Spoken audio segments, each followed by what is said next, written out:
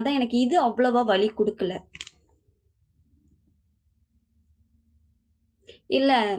எனக்கு புரியுது நல்லா இருப்பதில்லன்னு. ஆனா நல்லா இருக்குன்னு சொல்லுவாங்க. மாவு வாங்குறவங்களே சொல்லுவாங்க. நான் தான் சொன்னேன் இல்லைங்களா, மாவு நல்லா இருக்குதுன்னா கூட எப்படி நல்லா இருக்குதுன்னு கேட்பாங்கன்னு. அப்படி இருக்கிறவங்க அப்படி கேட்கும்போது சொல்லுவாங்க, "நீங்க சோயா பீன்ஸ் போடுறீங்களா?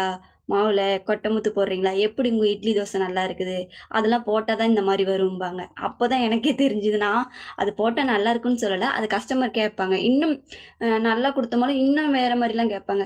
"நீங்க சோடா ஊத்துறீங்களா?" சோடான்னா எனக்கு என்னன்னே தெரியாது. நான் என்ன நெனச்சுட்டேன், இட்லி தோசைக்கு போடுவோம்ல சோடாப்பு, அந்த சோடாப்ப தான் வந்து நீங்க போடுவீங்களா மாவுலன்னு கேட்குறாங்கன்னு நான் நெனச்சுட்டேன். இல்லைங்க நான் வந்து எங்க வீட்ல இட்லி ஊத்தும்போது தான் சோடாப்பு போடுவேன்னா, ஐயோ! அந்த சோடாப்பு இல்லம்மா நம்ம குடிப்போம்ல சோடா, அந்த சோடாப்பு மாவுல ஊத்துவீங்களாம்மாங்க. என்ன இப்படிலாம் கேட்குறாங்க. இதெல்லாம் கலப்பாங்களான்றது கூட சத்தியமா எனக்கு தெரியாது. பட் அப்படிலாம் கேட்டாங்க. எனக்கு அது நான் மிக்ஸ் பண்ணதில்ல.